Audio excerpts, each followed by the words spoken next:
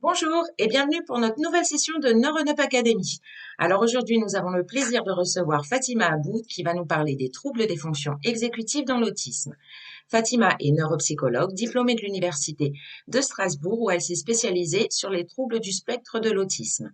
La majeure partie de sa formation professionnelle a été consacrée auprès d'adultes et d'enfants avec différentes problématiques dont les troubles neurodéveloppementaux. Alors, comme d'habitude, en attendant que tout le monde se connecte, voici une courte présentation de NeuroNup. À tout de suite!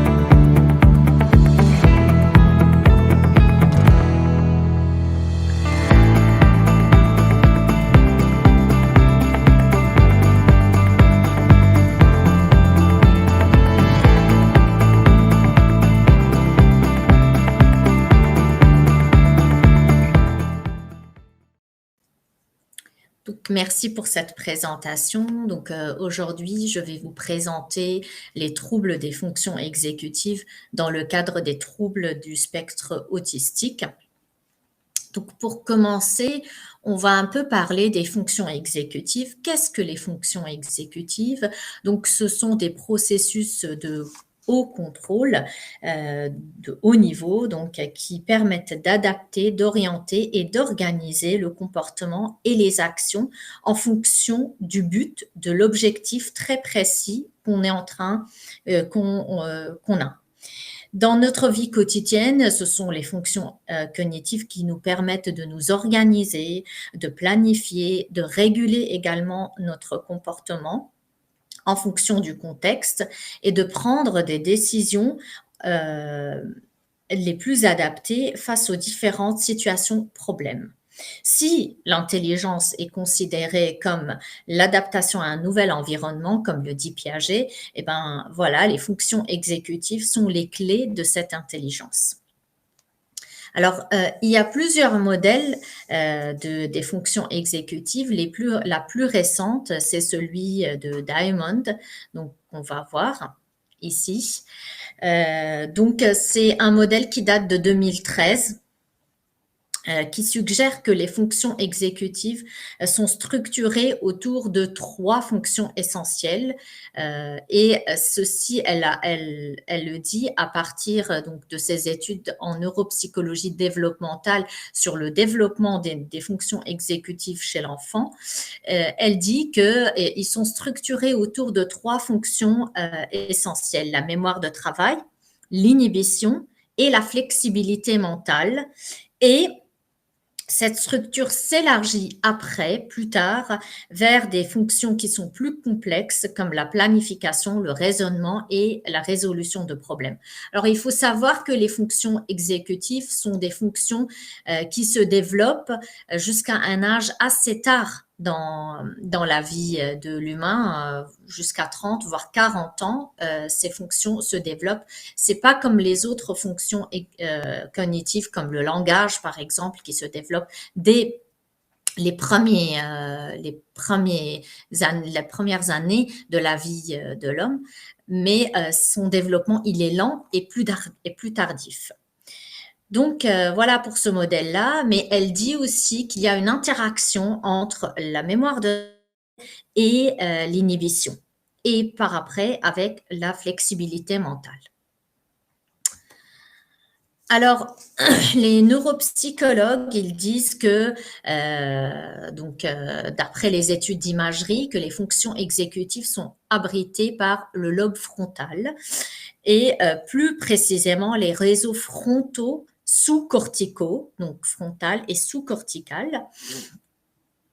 Donc, il y a deux types de fonctions exécutives. Il y a les fonctions exécutives dites froides et les fonctions exécutives dites chaudes. Les fonctions exécutives dites froides, comme la planification, la mémoire de travail, l'inhibition cognitive, et les fonctions exécutives dites chaudes sont la régulation du comportement, l'inhibition comportementale et la prise de décision dans un contexte affectif.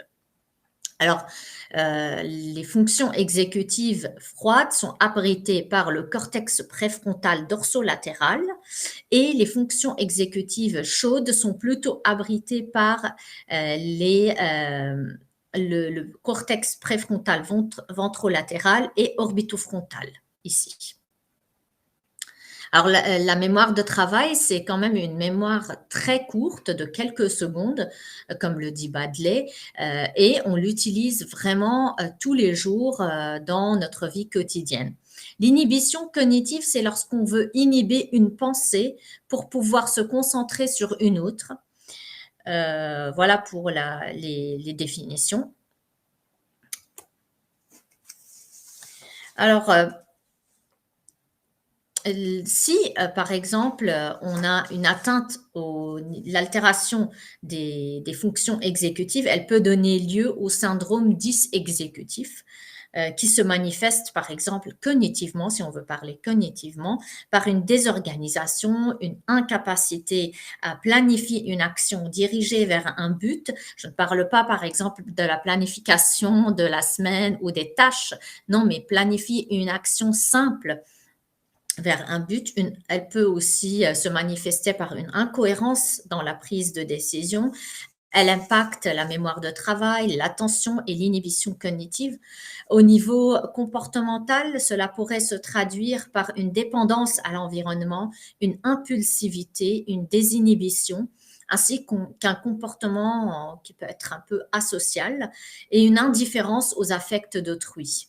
Donc, les fonctions exécutives contribuent de manière essentielle aux apprentissages scolaires et autres, et à la capacité progressive d'autorégulation et de contrôle de soi, qui sont primordiales dans la cognition sociale qui joue un rôle dans l'autisme, en fait.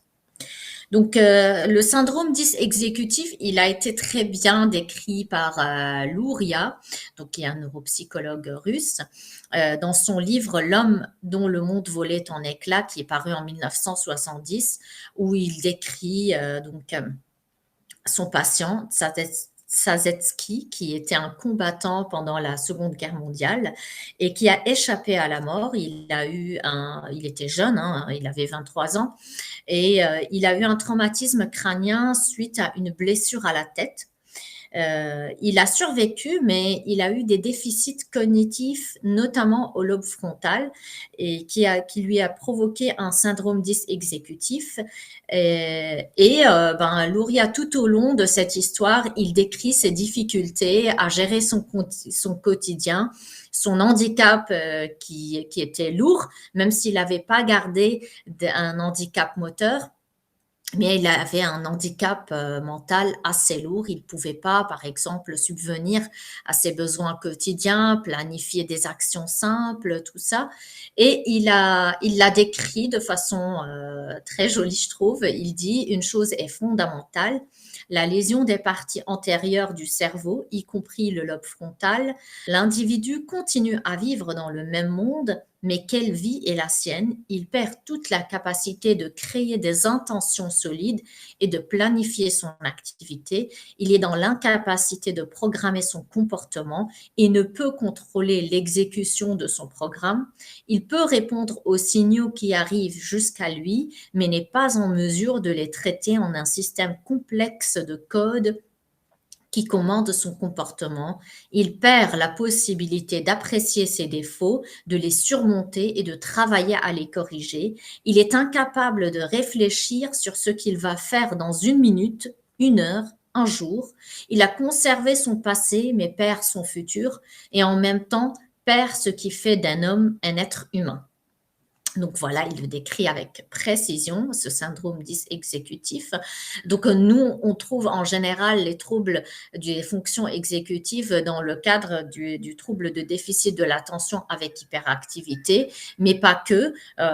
Les troubles des fonctions exécutives sont présents dans les troubles des apprentissages, dans les troubles de l'autisme, dans la schizophrénie, donc dans les troubles aussi psychiatriques. Alors, pour mesurer un peu ces fonctions exécutives, ce qui n'est pas simple, il y a des tests qui sont assez classiques, des batteries. Donc, il y a par exemple, chez l'enfant, il y a l'anepsie qui est plus ou moins complète, qui fait le tour des fonctions exécutives.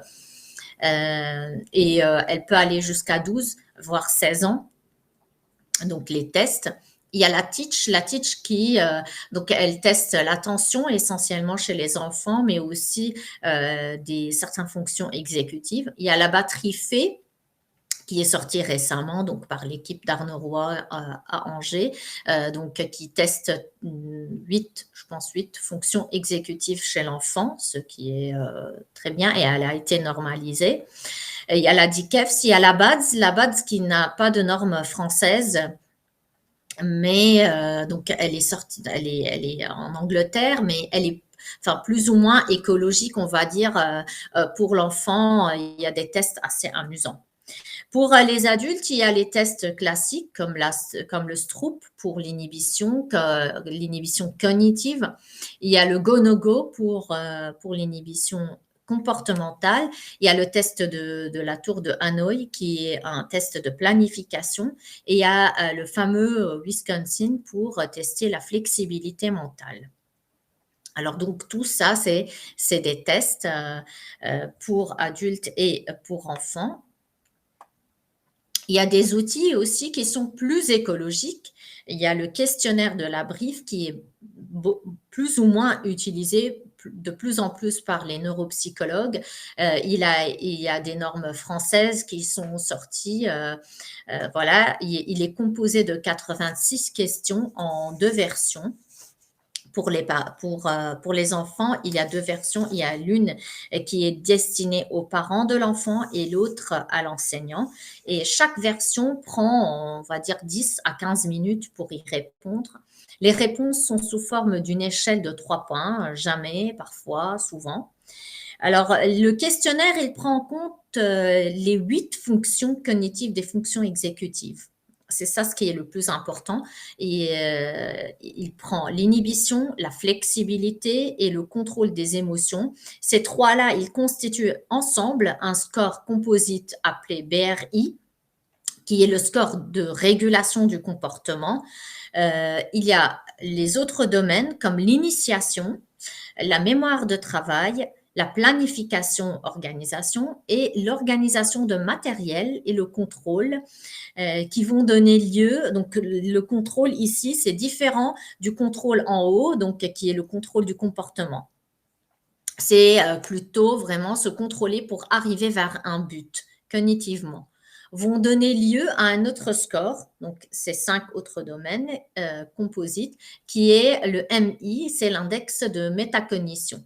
Ensemble, le MI et le BRI sont combinés pour donner le GEC, qui est un score global des fonctions exécutives. Les scores sont donnés en fonction du groupe d'âge. Il y a pour les 5-7 ans, pour les 8-10 ans, pour les 10-14 ans et pour les 14-18 ans. Et c'est aussi en fonction du genre.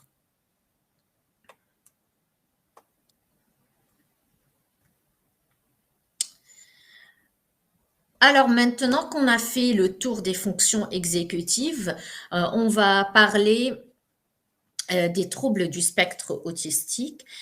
Donc, ce sont des troubles qui font partie depuis la classification du DSM-5 sortie en 2013, des troubles neurodéveloppementaux.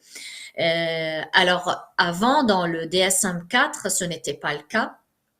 c'était plutôt ce qu'on appelait les TED, c'est-à-dire les troubles envahissants du développement. Et il y avait en fait, on va voir, là maintenant, pour le DSM-5, ça repose sur deux catégories diagnostiques. On parle de dyade autistique, alors que dans le DSM-4, on parlait de triade autistique. Et puis, donc, dans le DSM-4, il y avait le syndrome, le fameux syndrome d'Asperger qui est sorti de la classification pour le DSM-5. Donc, quelle est la dyade autistique? Donc, le premier symptôme, c'est les troubles de communication et des interactions sociales. Cette catégorie comprend des symptômes comme le déficit de réciprocité sociale ou émotionnelle, le déficit de comportements non verbaux, le déficit de développement ou de maintien de la compréhension des relations. Il y a la deuxième catégorie qui est les intérêts spécifiques, les comportements répétitifs et les particularités sensorielles. Donc là, maintenant aussi, dans le DSM-5, les particularités sensorielles ont fait leur entrée. C'est une nouveauté par rapport au DSM-4. Cette catégorie, elle prend en compte les mouvements répétitifs ou stéréotypés, l'intolérance au changement ou même l'adhésion inflexible à des routines. C'est des intérêts restreints ou fixes, anormaux dans l'intensité ou but, ainsi qu'une hyper ou hyposensibilité aux stimuli sensoriels. La classification du DSM-5 tient compte aussi de l'intensité des troubles. Donc, il y a des troubles légers, moyens et des troubles assez sévères. Et elle tient compte aussi de l'intelligence, c'est-à-dire elle met deux catégories, c'est les troubles du spectre autistique sans déficience intellectuelle et avec déficience intellectuelle. Donc,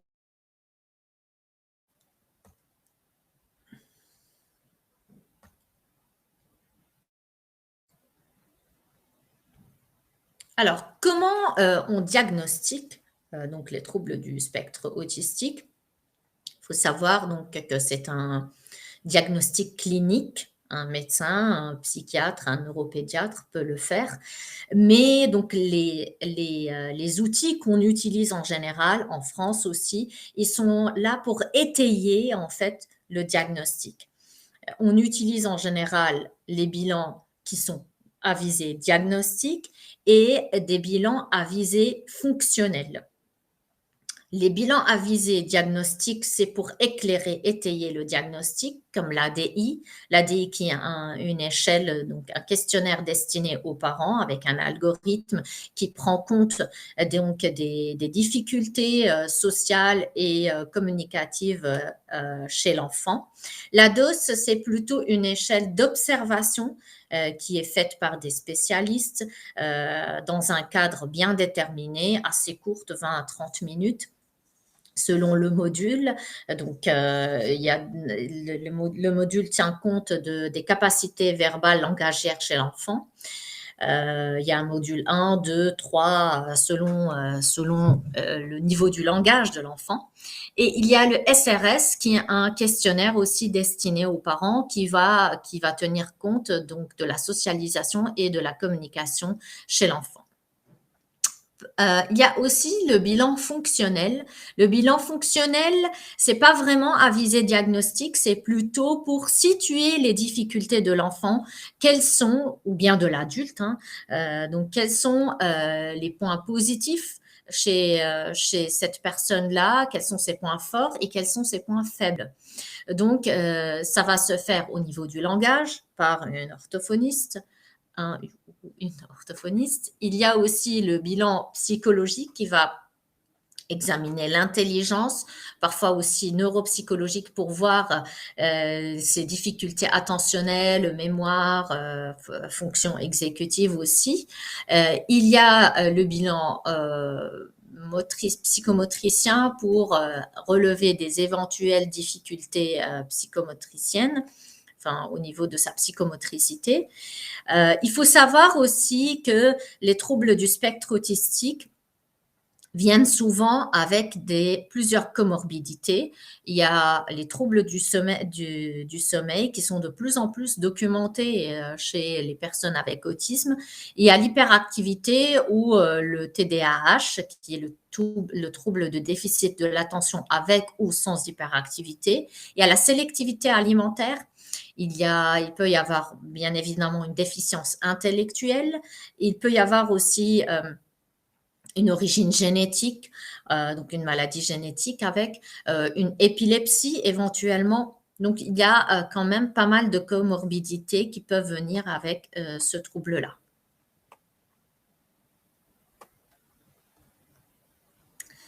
Alors, il y a plusieurs hypothèses explicatives du trouble du spectre autistique. Le premier, donc, c'est celui de l'hypothèse de Baron-Cohen, qui est le déficit de la théorie de l'esprit, ou Theory of Mind. Donc, c'est la capacité à percevoir les pensées et les intentions des autres. Les enfants ou les adultes avec autisme, ils ont une difficulté en fait pour se construire une théorie de la pensée de l'autre, comprendre qu'il peut avoir une pensée distincte de la mienne. Voilà, comprendre ce qu'il peut savoir, qu'il peut être trompé aussi, même s'il le sait, même si l'autre connaît des choses, il peut se tromper. Donc ça, les enfants, les personnes avec autisme, ils ont du mal à comprendre ça. Alors, c'est peut-être un défaut d'empathie, mais il y a deux composantes de l'empathie. Il y a l'empathie cognitive, qui est la capacité à comprendre l'émotion de l'autre, et il y a une autre composante qui est la résonance émotionnelle, c'est-à-dire la capacité à ressentir de manière automatique un état émotionnel congruent avec l'émotion perçue. Et ces deux composantes de l'empathie, ils ont deux réseaux cérébraux distincts. Donc, pour la distinction clinique, les psychopathes, par exemple, comprennent l'émotion des autres, la théorie de l'esprit, mais ils sont indifférents. Ils n'ont pas d'empathie émotionnelle. Mais chez les autistes, donc c'est une hypothèse que Blair a avancée en 2005, c'est que l'empathie cognitive, donc la théorie de l'esprit, qui est atteinte dans l'autisme, c'est pas la deuxième composante. Donc les autistes décodent mal les affects des autres, mais sont capables d'empathie émotionnelle si le décodage est effectué, donc avec de l'aide de l'autre si nécessaire. Et c'est c'est cette empathie cognitive qui est au centre en fait de tous les programmes d'entraînement aux habiletés sociales pour les personnes avec autisme. Donc ça, c'est la première hypothèse. Donc, il en ressort aussi de cette hypothèse donc les fameux tests de Baron-Cohen, comme le test de Sally et Anne, comme le test des Smarties, par exemple. Je fais court, hein. Donc le test de Smarties, par exemple, on va en demander à l'enfant qu'est-ce que c'est. C'est une boîte de Smarties. On va vider les Smarties et on va mettre à la place des crayons de couleur. On va fermer la boîte et on va demander à l'enfant, il y a ton copain qui va entrer tout à l'heure, tu penses qu'est-ce qu'il va penser qu'il y a dans la boîte de Smarties? Alors les enfants avec autisme en général, ils vont répondre que il va dire qu'il y a des crayons parce que pour lui, dans sa pensée, il pense que l'autre enfant, il sait ce qui s'est passé, il n'a pas une pensée distincte et donc il va croire que voilà, il a tout vu, il a vu qu'on a vidé les Smarties, qu'on a mis les crayons et voilà. Alors que les personnes neurotypiques, ils vont dire non, il va croire que c'est des Smarties. Voilà, ça c'est un exemple. Donc il y a une autre hypothèse qui est l'hypothèse de la faible cohérence centrale. Donc stipulé par Utafrit et AP, donc en 1994, ils disent que le cerveau effectue de manière spontanée en fait et inconsciente une synthèse de l'information locale, ce qui permet l'accès au concept global. Ils disent que les personnes autistes présentent un défaut d'intégration qui conduirait à rester figés au traitement local et c'est pour ça qu'ils se noient dans les détails et ne prennent pas assez en compte le contexte. Il y a un manque, et dans ce sens-là, il y a un manque de compréhension des situations sociales et des attentes de la personne qui l'interroge. Ils ont plutôt une perception plus importante des détails et des réponses, et c'est pour ça qu'ils ont des réponses non usuelles. En fait, si dans les études qui ont été faites, par exemple, dans une communication qui se fait entre une personne avec autisme et une autre personne, ils se sont rendus compte, en fait, que les personnes avec autisme ne regardaient pas les yeux, ne regardaient pas, ne se focalisaient plutôt pas sur la communication, c'est plutôt sur des détails sur le visage de l'interlocuteur qu'ils se focalisent. Donc ça, c'est une deuxième hypothèse. Alors, il y a une troisième hypothèse qui a été avancée par Laurent Motron en 2006, c'est l'hypothèse de l'hyperfonctionnement perceptif. Donc, cet auteur canadien, il dit que les personnes autistes ont des habiletés innées au traitement du détail qui orientent l'ensemble de leur manière de traiter l'information et ceci leur permet dans nombre de domaines non liés au domaine social. Par exemple, ils ont des capacités très poussées pour recopier les détails ou regarder vraiment des petits détails dans un tableau que les autres ne font pas forcément attention à ces détails. Et donc, ceci leur permet, dans nombre de domaines non liés au monde social, d'obtenir des performances égales, voire supérieures aux nôtres. Et c'est vrai, donc il y a des personnes avec autisme qui ont des performances assez supérieures dans ce domaine-là.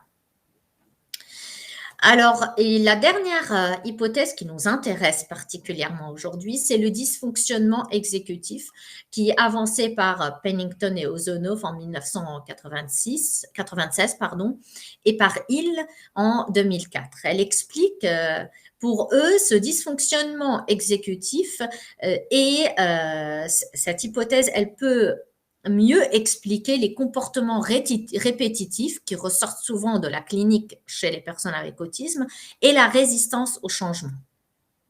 Et ils disent qu'elle provient surtout d'un excès de matière blanche, donc ça c'est les études en IRM, dans la région frontale, le lobe frontal et la région du cerveau dont l'accroissement du volume est le plus anormal selon la trajectoire développementale chez les personnes avec autisme. Ils ont vu qu'il y a eu trop de connexions locales, il n'y avait pas assez de connexions avec les autres régions, selon l'équipe aussi d'Éric Courchene. Alors, on va voir de plus près donc ces fonctions exécutives chez les personnes avec autisme. Donc, on parlait tout à l'heure de Hill. Donc, Hill, dans son étude sortie en 2004 et sa revue aussi, qui est parue dans la même année, il stipule que l'hypothèse, donc, comme on a dit, de dysfonctionnement des fonctions exécutives est la meilleure à expliquer les symptômes qui n'appartiennent pas au registre des habiletés sociales, comme les comportements répétitifs, les intérêts restreints. Les personnes avec autisme résistent au changement et ont des difficultés à gérer le quotidien. Ceci peut être expliqué par un défaut de flexibilité mentale et de planification. Il a alors testé les fonctions exécutives chez les personnes avec autisme et a trouvé que c'est notamment effectivement la planification et la flexibilité mentale qui sont touchées. Donc, on voit dans cette figure-là, en fait, que les performances au Stroop, qui est un test d'inhibition cognitifs sont similaires chez les personnes avec autisme et les personnes neurotypiques, alors que les performances au Wisconsin, qui est un test de flexibilité mentale, sont significativement inférieures à ceux qui ont de l'autisme. Là, ici, plus c'est moindre, mieux c'est. C'est-à-dire, voilà, le Wisconsin, les scores faibles, c'est-à-dire que c'est bien. Voilà. Et il précise donc que dans cette étude-là, que les enfants avec autisme avaient plus tendance à faire des erreurs de persévération et même ces erreurs de persévération, elles étaient beaucoup plus nombreuses, même en comparant les enfants avec autisme avec les enfants avec TDAH. On sait très bien que les enfants avec TDAH ont aussi un dysfonctionnement exécutif. Voilà. Alors aussi, donc, il a examiné aussi les performances en planification par le test de Tour de Hanoï et il a trouvé que les enfants avec autisme avaient des performances qui sont plus faibles que les enfants neurotypiques dans la planification.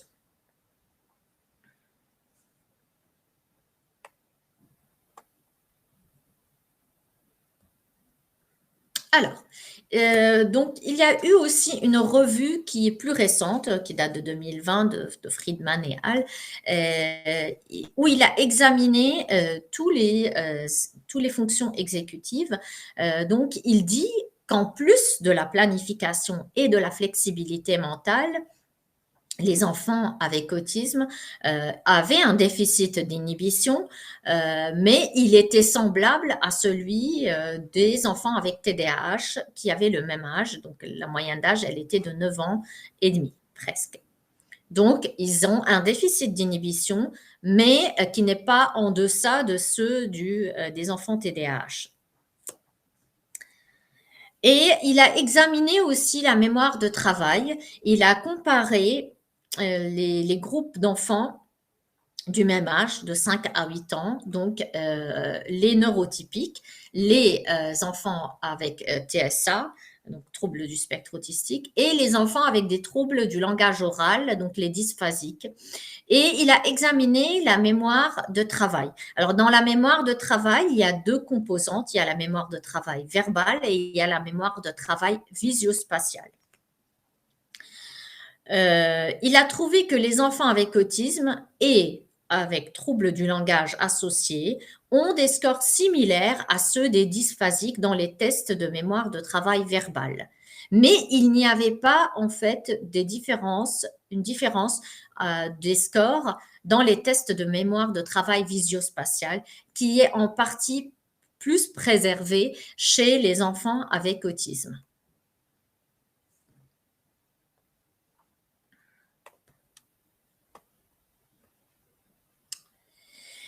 Alors, en fait, donc après avoir examiné les fonctions exécutives chez les enfants ou les personnes avec autisme, donc on retient de ces revues que les déficits de fonctions exécutives est bien présent chez les personnes avec autisme et notamment la flexibilité mentale et la planification. Ce déficit, en fait, pourrait expliquer certains symptômes de l'autisme comme la rigidité ou la résistance au changement ou encore les comportements répétitifs et les intérêts restreints. Dans cette étude de Pugliese et al. Qui est sortie en 2016, les auteurs avancent l'hypothèse que les fonctions exécutives ne sont pas seulement liées aux capacités adaptatives qu'on utilise dans notre vie quotidienne, mais les performances aux fonctions exécutives les prédisent. C'est-à-dire que nos performances dans les fonctions exécutives peuvent prédire notre autonomie dans la vie quotidienne. Donc, l'objectif de cette étude, c'est d'examiner le changement longitudinal des performances adaptatives de l'enfant, de l'enfance à l'âge de jeune adulte. Et ça s'est fait chez 64 enfants avec autisme, mais sans déficience intellectuelle. Leur QI, il était supérieur à 70. Ensuite, de voir si ces fonctions exécutives sont prédictives de ses performances adaptatives. Et donc, pour faire ceci, il a utilisé la BRIF, dont on a parlé tout à l'heure, pour mesurer les fonctions exécutives, et il a étudié la corrélation des scores du BRIF avec ceux de la Vineland. La Vineland, c'est une échelle qu'on utilise systématiquement dans l'évaluation fonctionnelle, donc que j'ai parlé tout à l'heure. Et donc, cette échelle de la Vineland, elle fait partie de l'évaluation psychologique chez l'enfant. Elle comporte 3 domaines, la communication, la socialisation et les compétences dans la vie quotidienne. Donc, voilà, il a étudié la corrélation dans les scores entre la BRIF et la Vineland de façon longitudinale. Et alors, qu'est-ce qu'il a trouvé? Cette étude longitudinale a montré que les capacités adaptatives déjà évoluent, mais lentement, et sont toujours en deçà des attentes des enfants du même âge. Il y a toujours en fait un écart entre les capacités réelles des enfants adaptatifs, donc leur autonomie dans la vie quotidienne, et ce qui est demandé par rapport à leur âge, les attentes.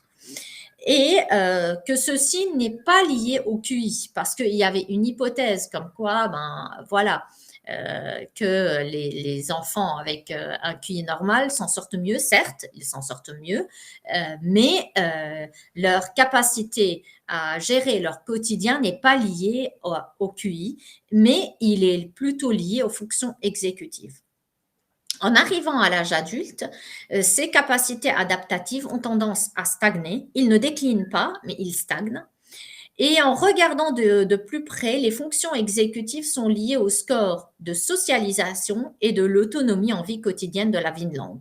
Et donc, on écarte la communication. Donc, il y avait 3 scores, communication, socialisation et autonomie dans la vie quotidienne. Les fonctions exécutives seraient plutôt liées à la socialisation et à l'autonomie de la vie quotidienne. Après, donc, les auteurs, ils ont étudié de plus près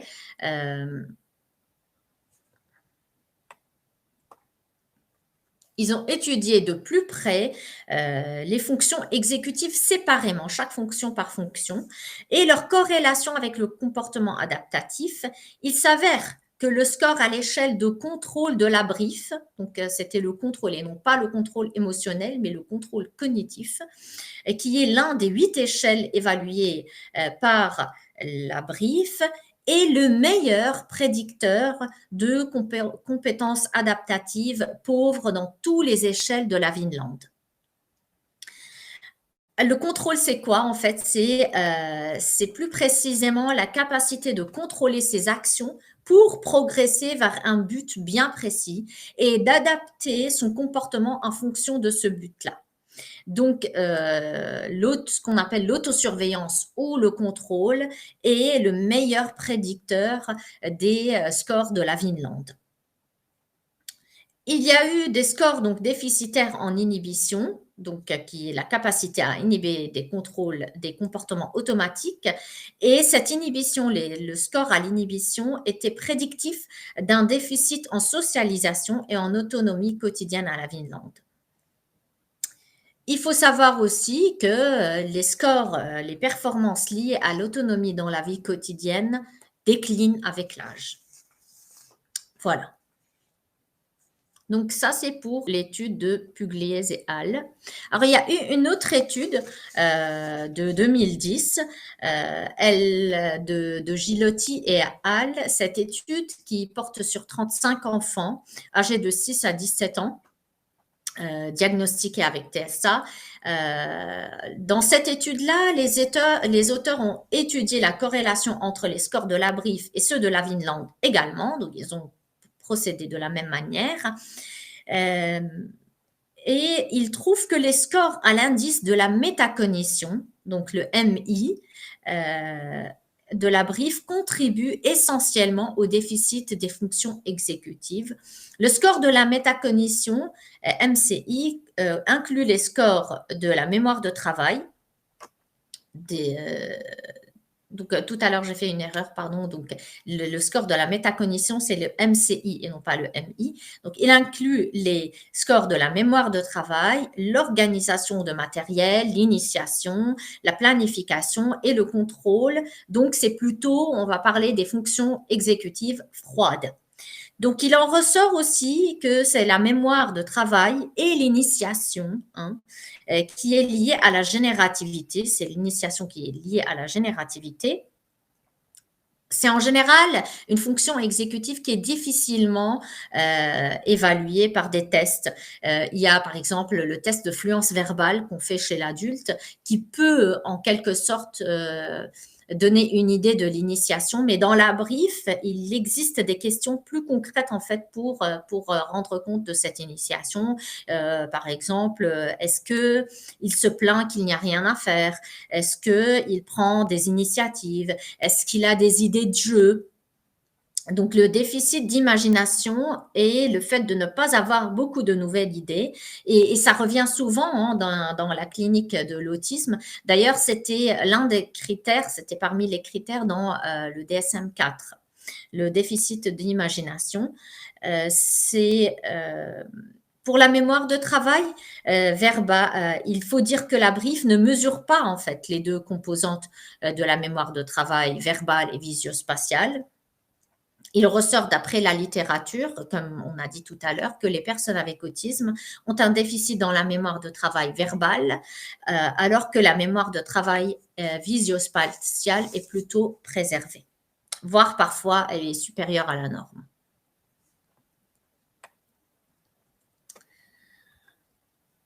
Voilà.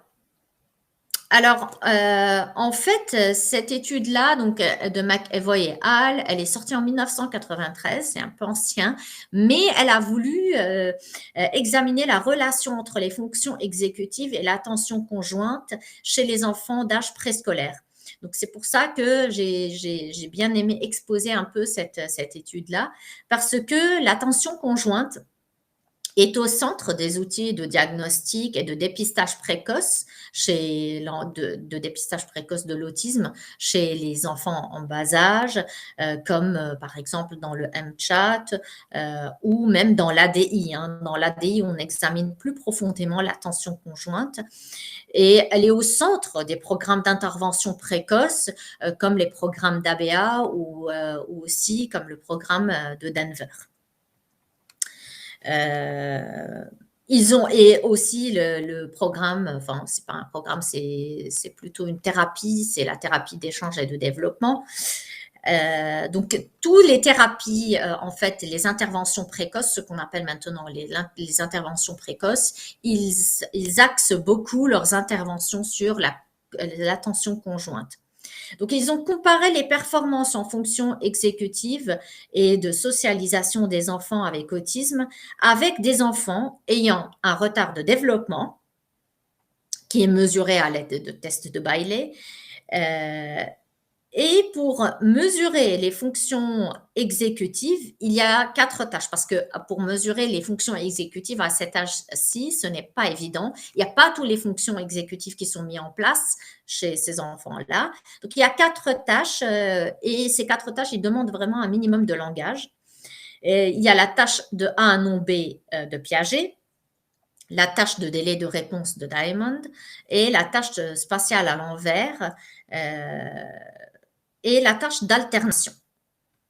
Les 2 premières, donc la tâche de A non B de Piaget, la tâche de délai de réponse de Diamond, donnent lieu à un seul score. Le 3e mesure la mémoire de travail, donc la spatial reversal, et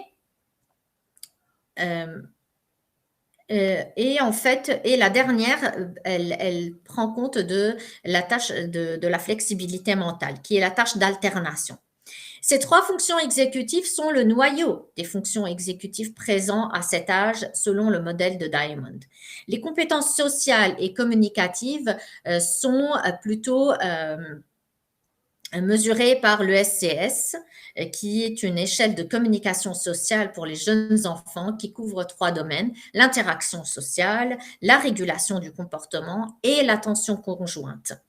Donc, il en ressort les résultats, c'est que les enfants ayant une meilleure attention conjointe font moins d'erreurs de persévération, notamment à la tâche spatiale à l'envers, qui est une tâche de mémoire de travail, et aussi de flexibilité mentale.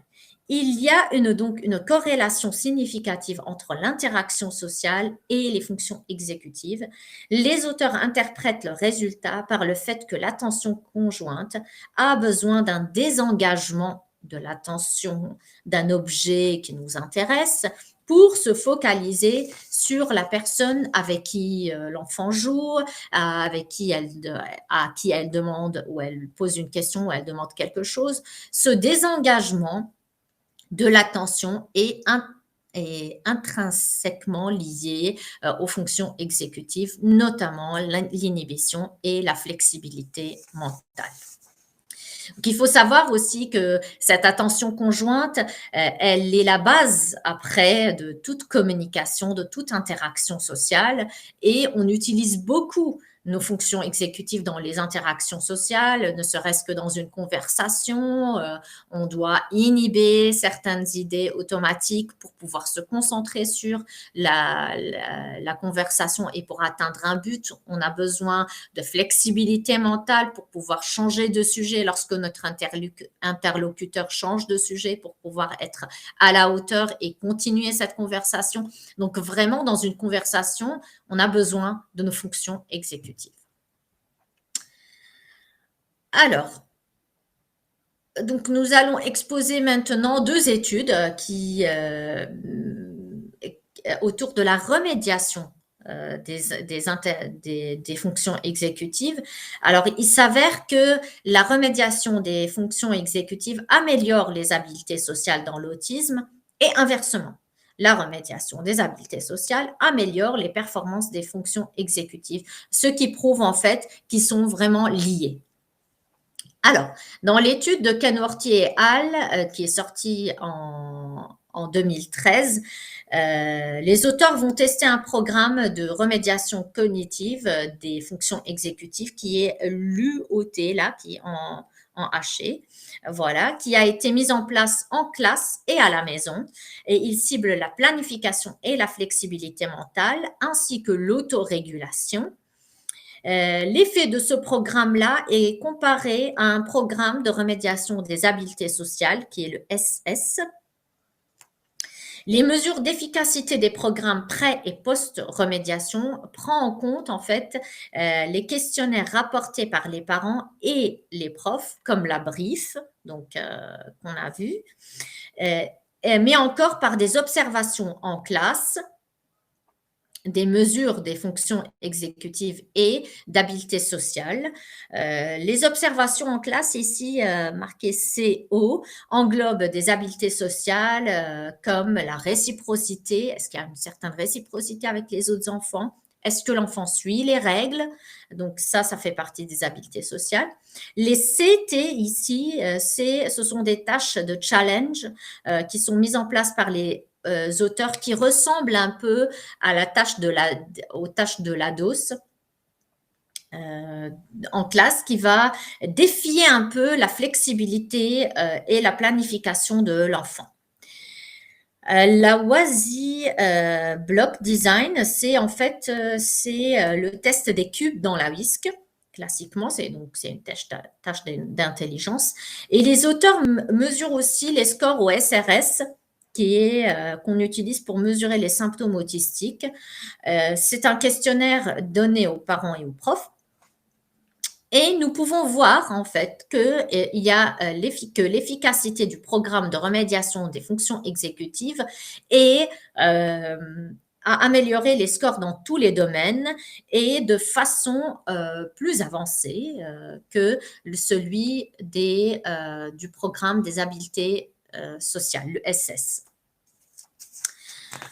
Voilà. Alors après, donc les auteurs se sont focalisés plus sur les résultats des fonctions exécutives qui sont connues comme déficitaires chez les enfants avec autisme, comme la flexibilité mentale et la planification, il trouve que la remédiation des fonctions exécutives a une meilleure efficacité que les programmes des habiletés sociales sur ces fonctions-là. Là, par exemple, le Unstock, c'est par exemple, c'est le programme de remédiation des fonctions exécutives, et ça, c'est pour le programme des habiletés sociales. On trouve que ça donne de meilleurs scores pour le WASI. Et là, la brief, donc Shift dans la brief, c'est la flexibilité mentale qui est testée par la brief. Et donc, moindre les scores sont, mieux c'est. C'est-à-dire que l'enfant rattrape ses performances dans la flexibilité mentale. Et donc là, la Challenge Test Flexibility, c'est aussi la flexibilité mentale. Donc là, c'est le programme de remédiation des fonctions exécutives. Les scores sont moindres, c'est-à-dire que c'est mieux par rapport au programme des habiletés sociales. Donc voilà pour cette étude. Alors, on arrive à la dernière étude qui a fait une étude inverse. En fait, elle a essayé d'examiner l'impact d'un programme de réhabilitation des habiletés sociales sur les fonctions exécutives. Donc, les auteurs ont mis en place un programme d'habileté sociale qui va travailler la reconnaissance des expressions faciales, des émotions. Donc, ça, c'est de 1. Comment partager ses idées avec les autres? Les expressions faciales, comment reconnaître ses sentiments à lui et les émotions des autres et de lui-même. Donc ça aussi, comment entamer une conversation, attendre son tour, tout ça. Et à la fin, comment résoudre un problème. Donc, ce programme des habiletés sociales va tenir compte de tous ces facteurs-là. Donc, il va essayer de faire une réhabilitation de ces facteurs-là. Donc, encore une fois, donc, la brief a été utilisée pour avoir les scores, pour mesurer les fonctions exécutives et pour rendre compte des habiletés sociales. C'est plutôt le SRS, donc le questionnaire SRS qui a été utilisé, et ceci chez 37 enfants âgés de 11 à 14 ans, enfin voilà, des préadolescents âgés de 11 à 14 ans avec un autisme de haut niveau. Les résultats rapportés par les parents, c'était les meilleurs résultats d'ailleurs, c'était ceux qui sont rapportés par les parents concernant les habiletés sociales et les fonctions exécutives. Ils ont dit que dans tous les jours, ces habiletés-là se sont bien améliorées. C'était donc les résultats les plus significatifs, alors que ils ont aussi, les auteurs, testé la théorie de l'esprit par donc le test de Sally et Anne ou le test de Smarties dont on a parlé tout à l'heure. Et ça, c'est pré- et post-remédiation. Alors là, les résultats, ils étaient mitigés. Donc, on n'avait pas tout le temps une amélioration dans la théorie de l'esprit. Donc, voilà, mais ça améliorait les fonctions exécutives en tout cas. Donc, pour résumer, on a fait le tour des fonctions exécutives, des troubles du spectre autistique. On a vu que les personnes avec autisme avaient un déficit des fonctions exécutives, plus particulièrement la planification et la flexibilité mentale, et qu'il y avait une interaction entre les habiletés sociales et les fonctions exécutives. Si on améliore l'un, l'autre peut s'améliorer. Donc voilà, je vous remercie pour votre attention.